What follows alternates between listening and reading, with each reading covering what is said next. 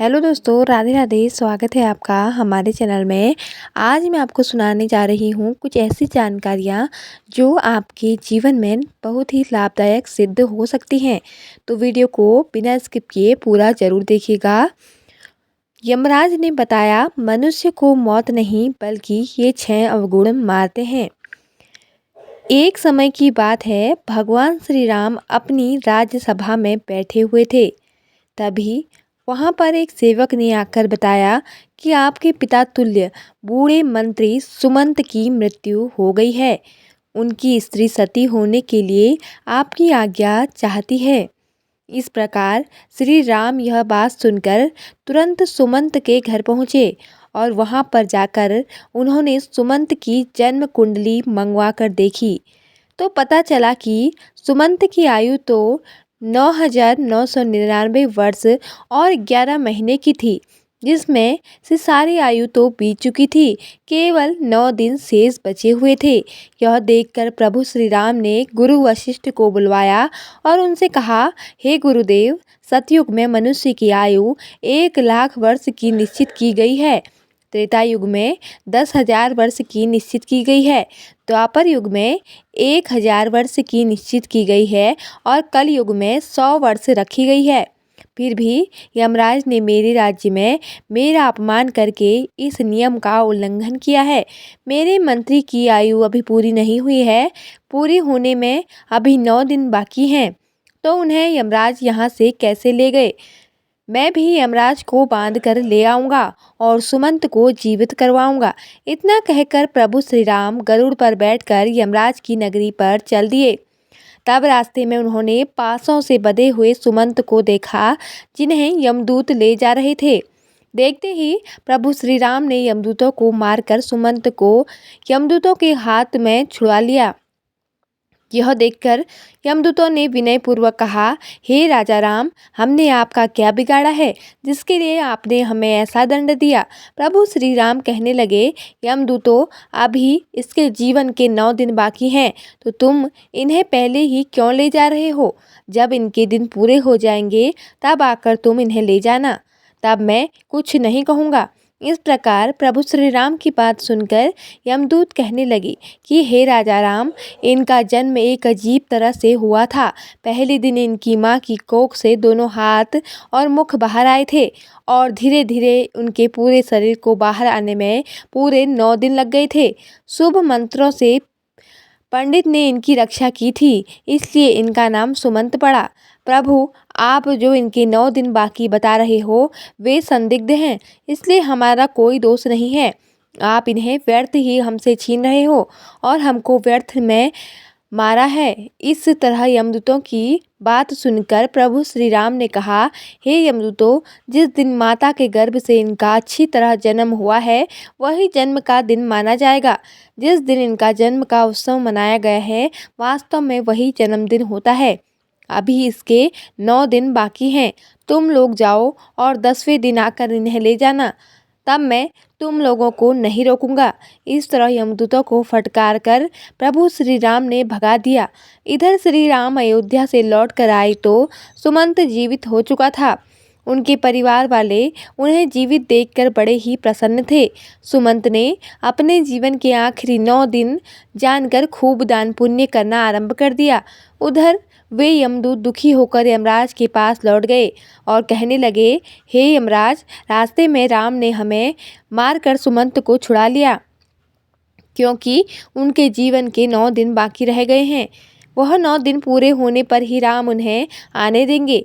इस प्रकार यमदूतों के मुख से उनकी पराजय की बात सुनकर यमराज क्रोध में लाल पीले हो गए और उन्होंने राम पर आक्रमण करने के लिए इंद्रदेव, अग्निदेव, वायुदेव और जिस देवता से भी सहायता मांगी तो सब ने यही बात कही, हे यमराज, क्या तुम पागल तो नहीं हो गए हो जो विष्णु भगवान के साथ युद्ध करना चाहते हो?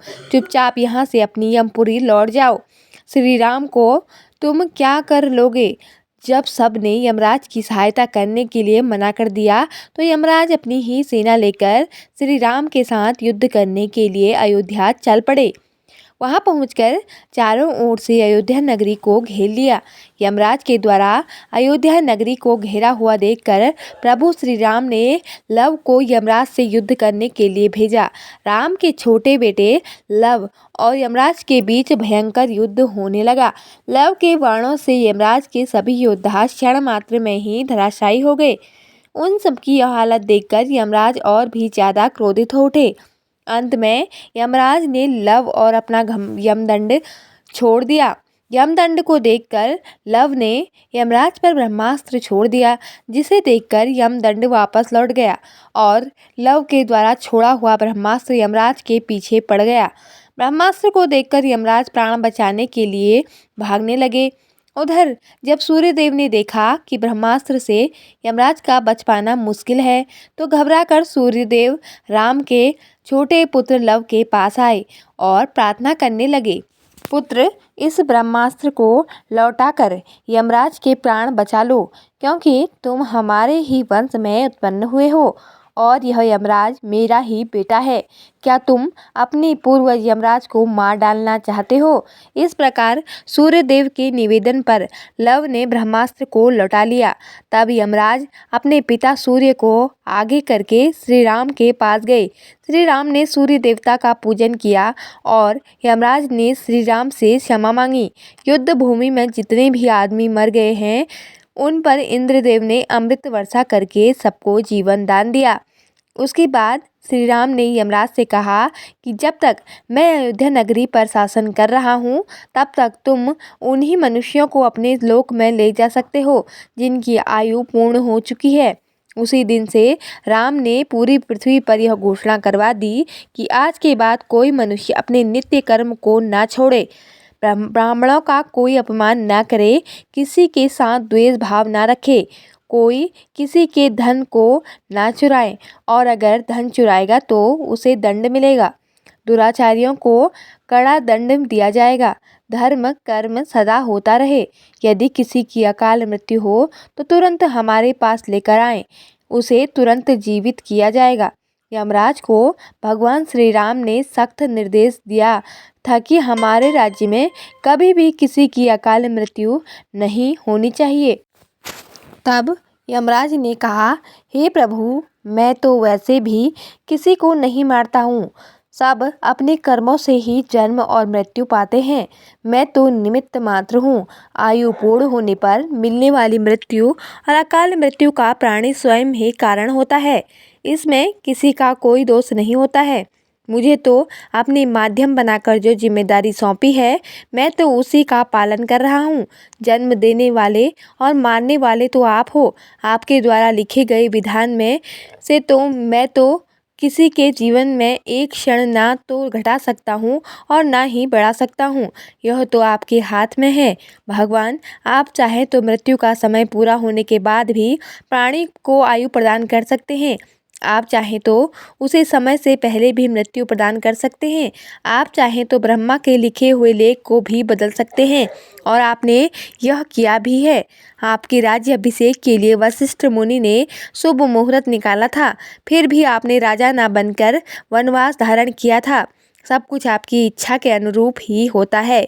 सुख दुख, जीवन मरण, लाभ हानि मनुष्यों के स्वयं कर्मों की उपज होती है। यह 6 अवगुण मनुष्य की आयु को क्षीण करती है। अभिमान, व्यर्थ का बोलना, त्यागहीनता, क्रोध, उदरपूर्ति, दोस्त में विद्रोह, ये 6 अवगुण तीखी कटार हैं जो मनुष्य की आयु को घटाती रहती है। यही अवगुण मनुष्य का वध करती हैं। रावण, कंस, हिरण्यकश्यप, इन्हें मृत्यु ने नहीं मारा, इन्हें मारा था उनके अभिमान ने। शिशुपाल, दुर्योधन, शकुनी, कर्ण को मृत्यु ने नहीं मारा, इन्हें मारा था इनके बड़ बोलेपन ने। जो दोषों को नहीं त्यागता, उनमें लिप्त रहता है, उसे उसके दोष ही मृत्यु के समीप पहुंचा देते हैं। क्रोध ऐसा राक्षस है जिसके सर पर बैठ जाए, उसकी बुद्धि और विवेक को खा जाता है और क्रोधवश ऐसा कर जाता है तो मृत्यु तक स्वयं ही उस पहुंच जाती है। मनुष्य खाने के मामले में भी कभी कभी वह इतना गिर जाता है कि अच्छा बुरा कुछ नहीं देखता। खाने योग्य वस्तु है उसे भी और ना खाने योग्य वस्तु है उसको भी खा जाता है। तरह तरह के जहरीले पदार्थों का सेवन करने से अपनी आयु को क्षीण कर डालता है। इसमें मृत्यु का क्या दोष है? दोस्त के साथ जो बुरा बर्ताव करता है, उसे धोखा देता है, उसे अपमानित करता है, वह भी मौत से नहीं अपने ओछे कर्मों से मरता है। प्रभु श्री राम को प्रणाम करके यमराज अपनी यमपुरी लौट गए। तो दोस्तों, अगर आपको वीडियो पसंद आई हो तो वीडियो को लाइक ज़रूर करें, चैनल को सब्सक्राइब करें और ज़्यादा से ज़्यादा कमेंट करके जय श्री राम ज़रूर लिखें। तो दोस्तों, धन्यवाद। जय माता दी।